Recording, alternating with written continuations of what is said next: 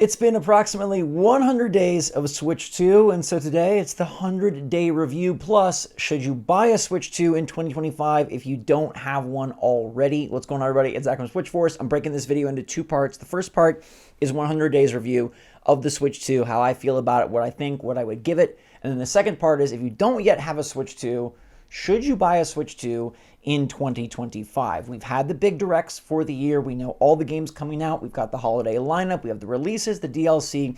We know the hand we've been dealt. Now it's time to evaluate that hand. Make sure to let me know in the comments down below if you have a Switch 2 or if you don't.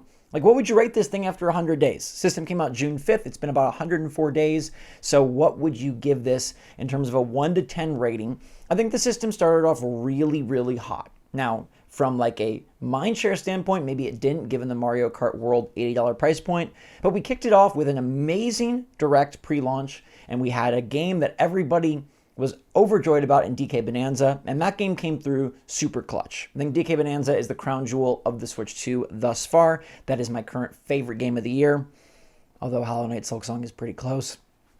And I love that they were able to bring DK back in a fun, fancy, Switch 2 feeling way.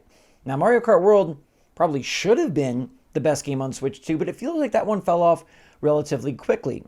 I don't know if that's just because Mario Kart 8 Deluxe was so good once they introduced the Course Booster Pass. I don't know if it's because people expected more out of the open world single player mode for Mario Kart World. I don't know if maybe the track list just isn't as strong, or maybe people are a little tired after playing Mario Kart 8 for 8 years, or if you go back to the Wii U, like 13 years. Either way, Mario Kart World feels like it was a very strong start game, and then it feels like it kind of just, I don't know, like they didn't even announce DLC. They announced DLC for Donkey Kong Bonanza before they did Mario Kart World, which just, to me, is symptomatic of how Mario Kart World is going. Now, do I think it'll get a boost once DLC is announced? Absolutely. And if they bring in other characters, other worlds, other franchises for courses, it'll be super cool to revisit.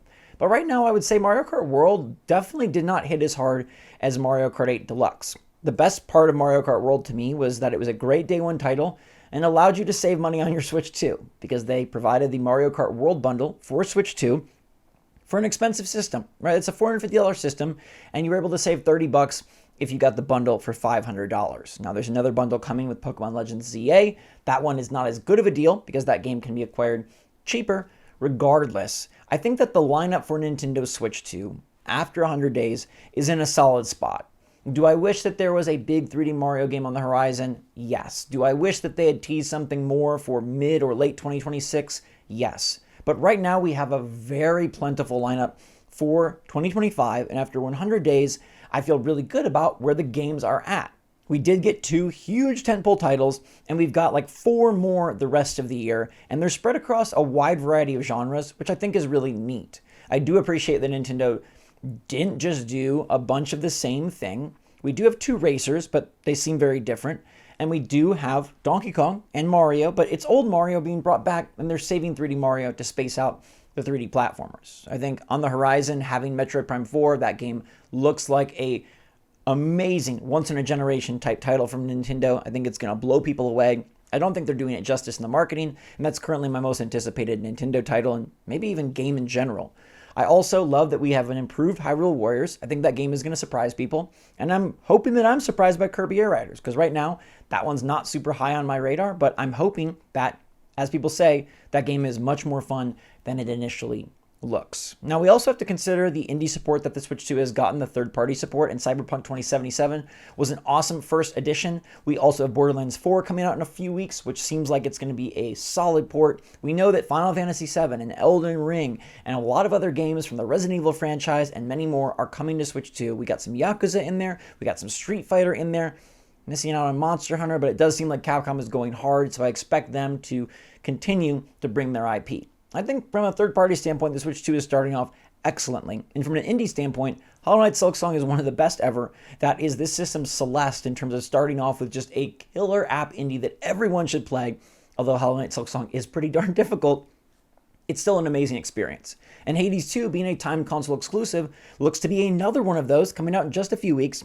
We're getting another game that is different enough from Hollow Knight to be considered like, hey, you can buy both these, and you probably should buy both these, and they're going to be awesome to play portably, awesome to play on your Switch 2. So we've got a really good lineup of games. I think the Switch 2 as a console has held up. There has not been any major issues. There has not been any major problems. I know some people got some things stapled to their screen at GameStop, but that was a very small incident. And in general, the Joy-Con are working great. The Pro Controller is a really nice upgrade. We've got a great system here that is built for the future and looking to be something that continues to get stronger and stronger as the years move on. Nintendo has not, as they say, blown their load early. They have an extremely solid list of games that is hiding some of their best franchises. So the coming years are going to be really great from an investment standpoint. It feels like the Switch 2 has delivered there as well. And I think after 100 days, this is exactly what we wanted the Switch 2 to be. It is a far stronger Switch 1 with a better ergonomic experience and a lot of tentpole Nintendo titles, whilst incorporating many third-party titles and indie games as well to really strengthen the system and build up a library that might even be better than the Switch 1. Now, I can't predict the future. I don't know what Nintendo is going to announce at future directs, but we're talking mostly about right here and now. And right here and now, I feel fantastic about the Switch 2. I do think that I got my money's worth, absolutely. I've loved every game that I've played on it pretty much thus far.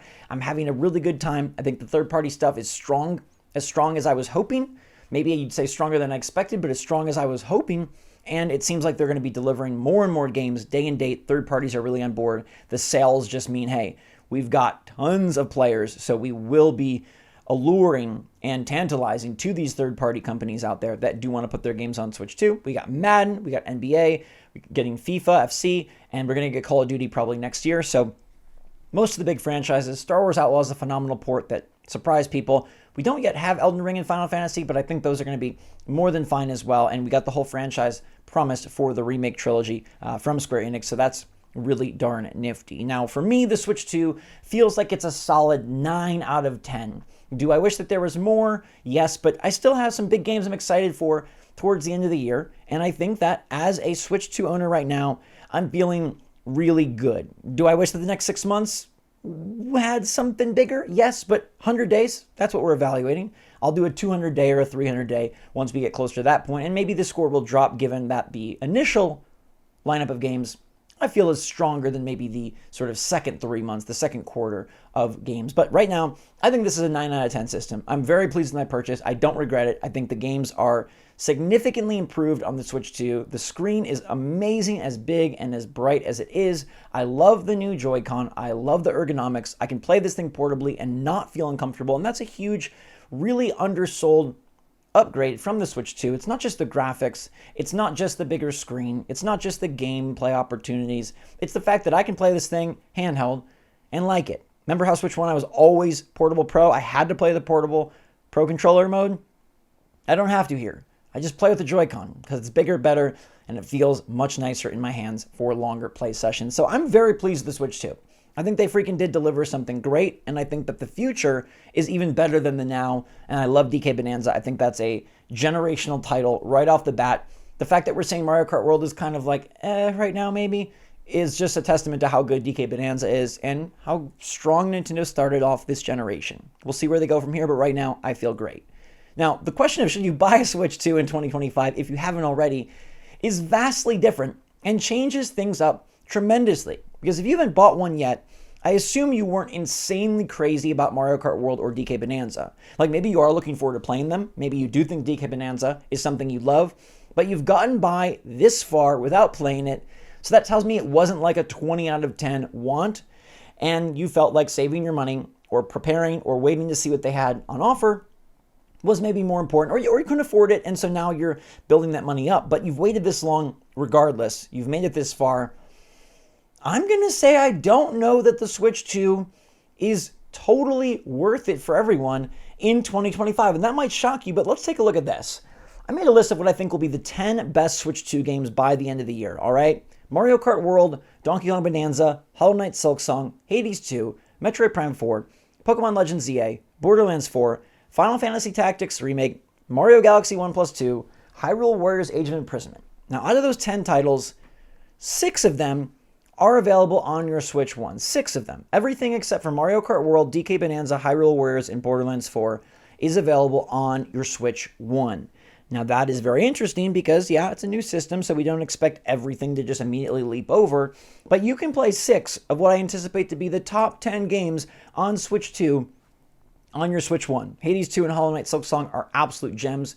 Metroid Prime 4 and Pokemon Legends ZA should be very strong titles that, perform a little poorly on Switch 1 compared to Switch 2, but I don't think they're going to be like unplayable or terrible.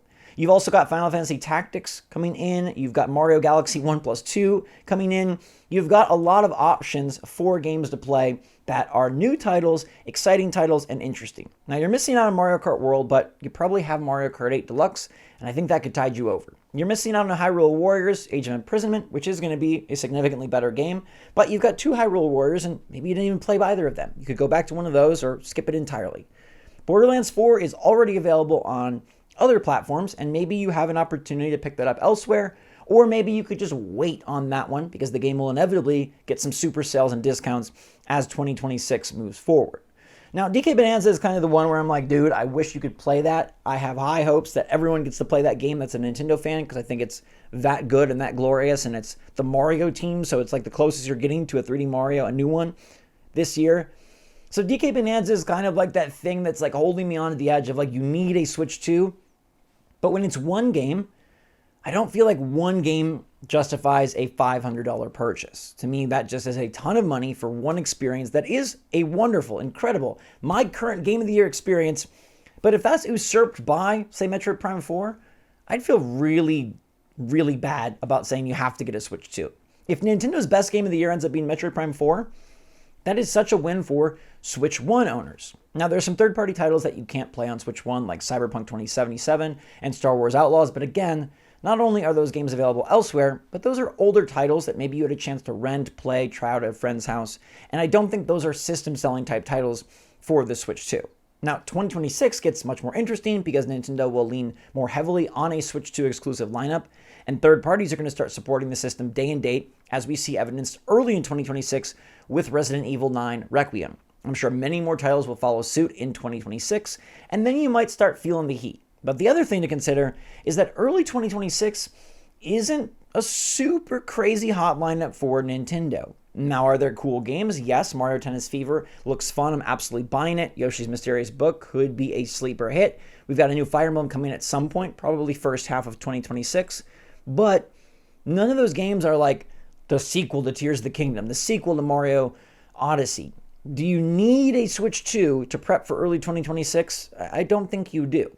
Now, the system isn't going to go down in price. I don't believe that at all. So you're not going to be saving money. But if you do need to save up money, or if you'd rather buy games, and that's the big one to me, if your decision is that you get to buy the Switch 2 this fall, or you get to buy a bunch of Nintendo games this fall, I'm looking at Metroid Prime 4, Pokemon Legends ZA, Hades 2, Hollow Knight Silksong, Mario Galaxy 1+2, and saying I could buy all of those for less than the price of the Switch 2. And if it comes down to, I can get a Switch 2 with Mario Kart World for $500, or I can keep my Switch 1, save up for the Switch 2, and pick up the rest of Nintendo's lineup that's available, and maybe some other games as well, I think that currently might be a stronger option.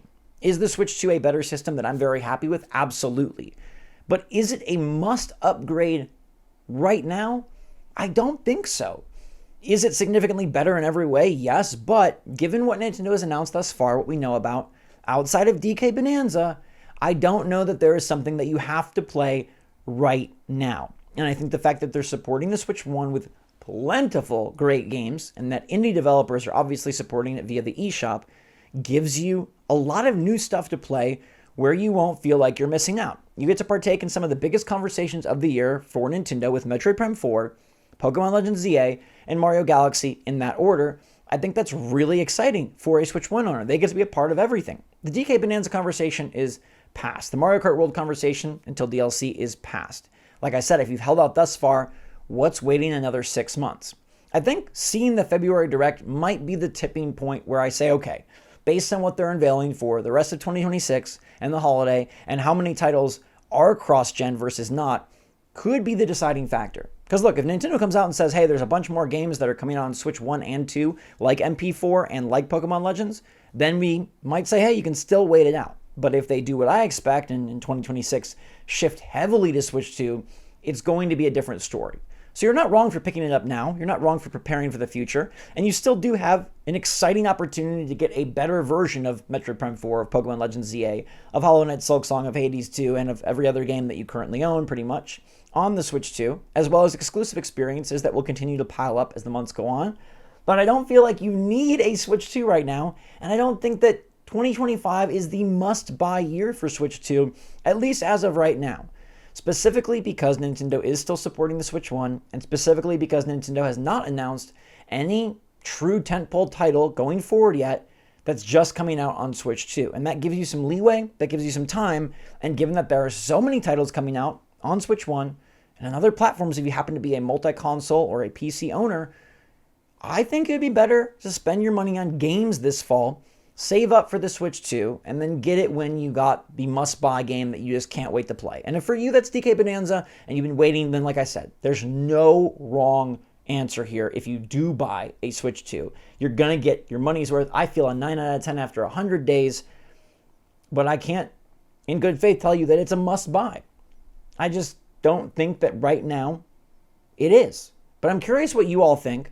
If you haven't got a Switch 2, do you feel like it's a must-buy right now? Or does it feel good knowing that, hey, you don't really have to get it and you can still be a part of much of Nintendo's 2025 game release calendar? Plus, let me know what your review is after the first 100 days of Switch 2. Do you feel like it's a 9 out of 10 like me? And I know some people are going to say, you hated the Direct, but again, the Direct is looking forward. I did want something more, but I also can't deny that there's plenty of quality there and many games that I am going to pick up that I'm excited to play.